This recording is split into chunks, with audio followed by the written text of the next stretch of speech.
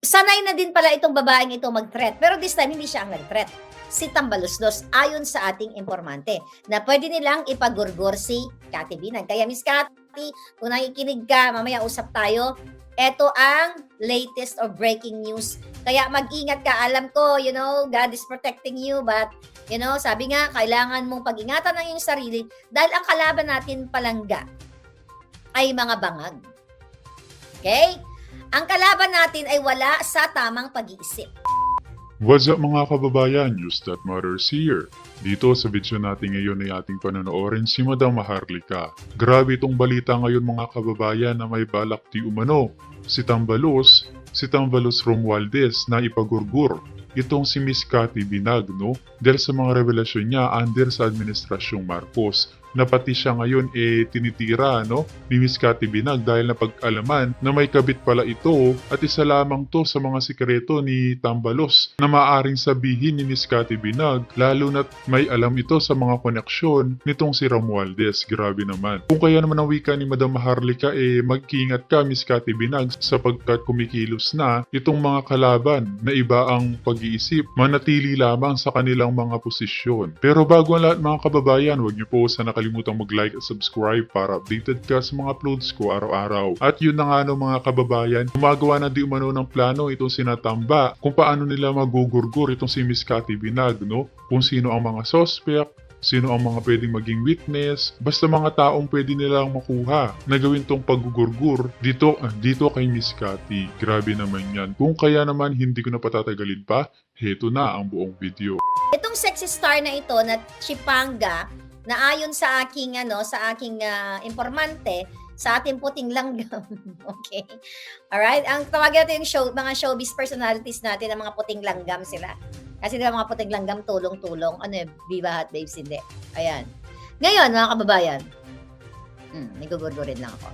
So ngayon, mga palangga, so ito palang babaeng itong sexy star, minsan, okay, matagal na to, tinret niya si Cathy na ang sinasabi niya, pinagyayabang doon sa grupo na, sabi niya, 5,000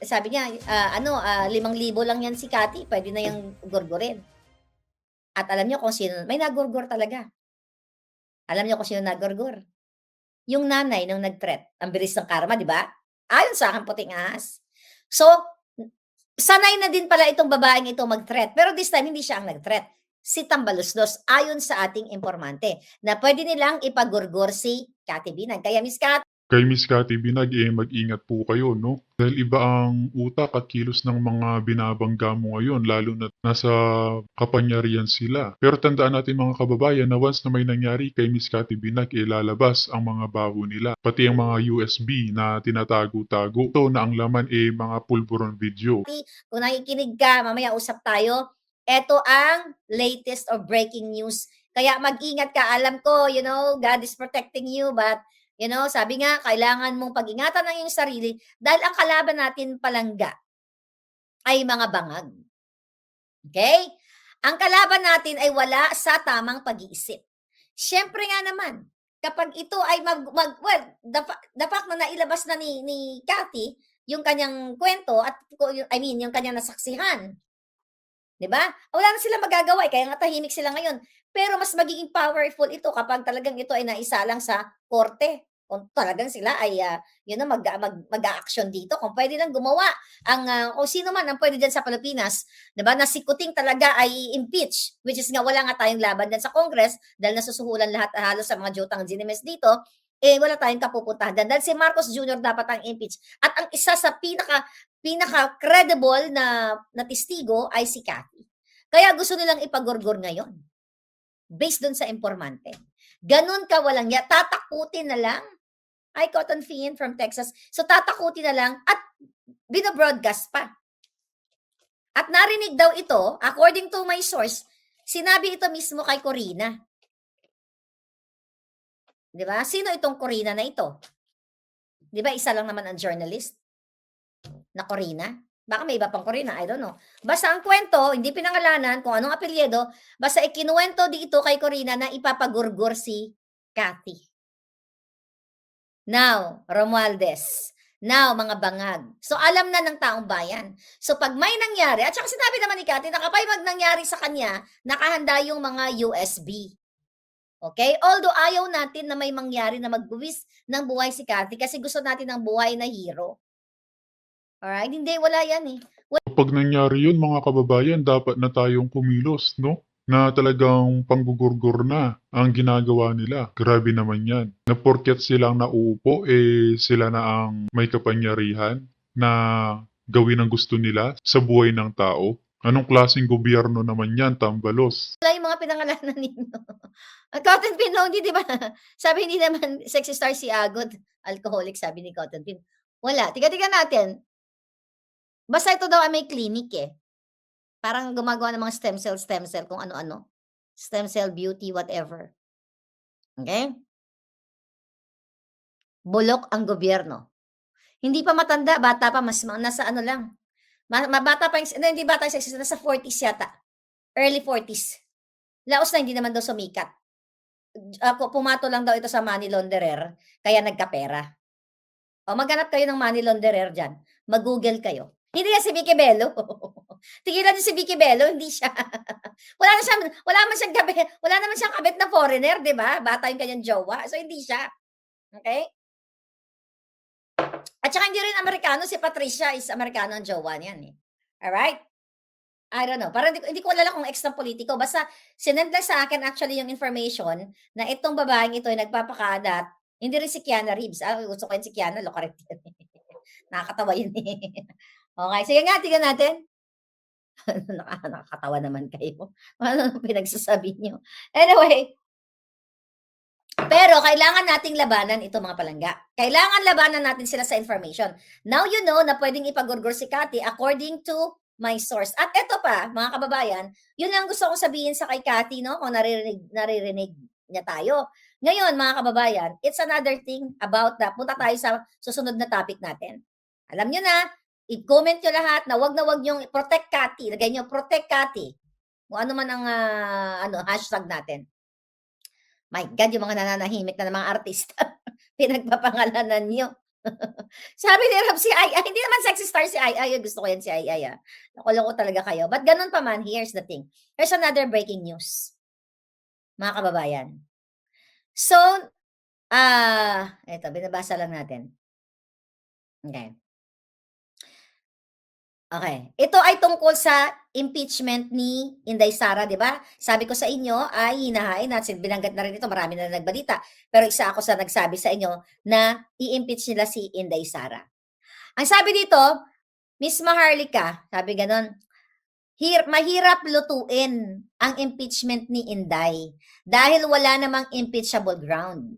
Kaya ang gagawin daw po, okay? Ang gagawin daw po ng Congress, hindi nila itatakel ito sa plenaryo. Okay? At bibiglain na lang ang paghain. Alright? So, hindi daw nila itatakal sa plenaryo, bibiglain na lang yung paghain. But the super committee, yung super committee nila, were tasked to be discreet in giving information about the plan po. At kung bakit daw inilalabas agad sa iyo. Sa akin, kay Maharlika. Kaya ang gagawin daw po nila, isisekreto nila, di nga pag-uusapan sa plenaryo, bibiglan nila. Kaya no wonder, chinek ko yung balita. Ang sinasabi ng mga kongresista, yung mga sila, ano mga pangalan nun? Okay, yung ano na yon, yung mga in-interview mga bayan, di naman kailangan ng pangalan nila, na chismis lang daw itong impeachment kay Inday.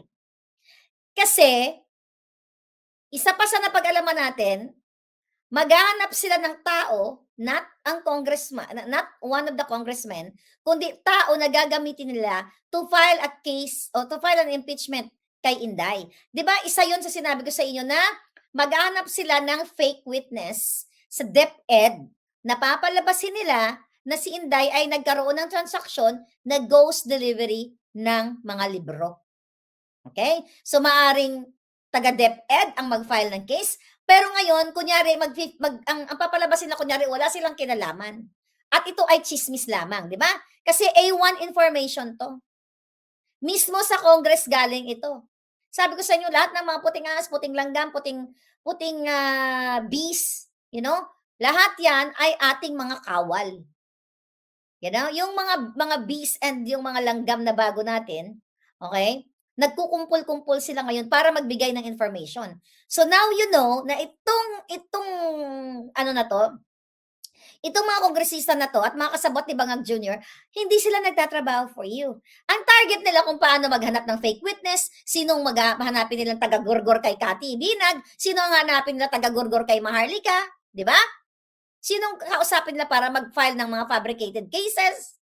Oh, diyan sila nakatutok. Ito ang tunay na meron siyang Jubetsky sa isang kaibigan ni Martin Romualdez na hindi Pilipino. Okay? Siya ay, I'm not sure, Malaysian ba or Cambodian? Basta hindi siya Pilipino. Okay? Siguro yung mga artista kilala niyo to. Hindi si Bello. Hindi. Hindi naman naging sexy star si Mickey Bello. Sabi ni Amelia. Okay? Actually, hindi ko siya kilala. So, ang sabi ni sexy star, na mukhang hindi naman naging star, kasi tinignan ko, hindi ko talaga kilala yung mukha niya eh. Kinuwento niya kay sa journalist na tanong natin kay kanino ba niya kinuwento? Tanong natin kay Madam Corina, baka kilala niya to. Okay, so ganito Itong si sexy star na sinusuportahan ni Tambaluslos ang kanyang mga business venture dahil kaibigan etong kanyang Jubetsky daw. Kasi itong lalaki, naku, showbiz na ito. Pero kailangan nyo malaman. Pero, itong lalaking hindi Pilipino ay marami ng kinasasangkutan na issue sa money laundering. Ibig sabihin, ito ay may mga kasalanan sa bansang Pilipinas. Alright?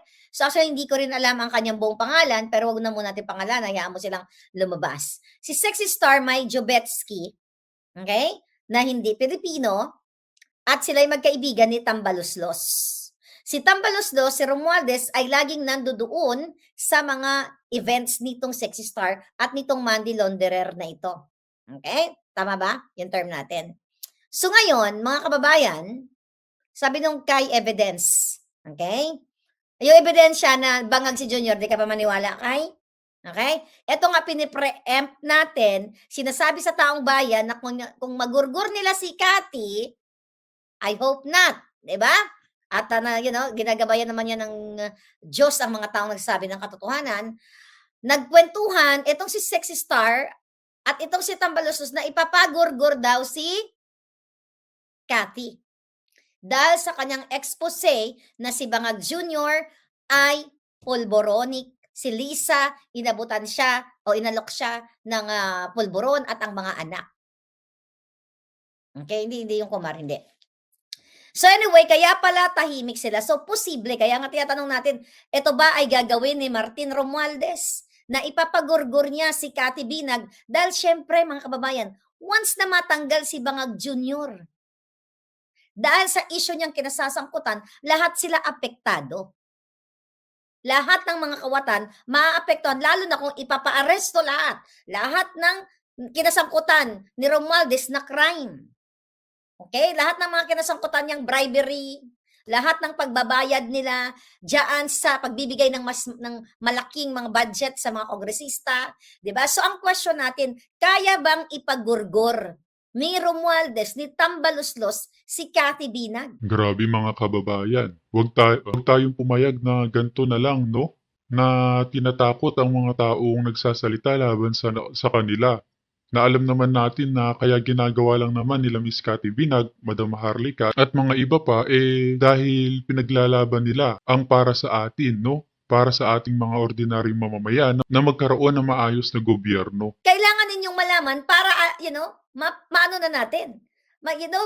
Dapat sinasabi ito sa taong bayan. Sabi nung kausap ko kanina, actually tinatawagan ko si Cathy busy lang siya, hindi sumasagot. Okay?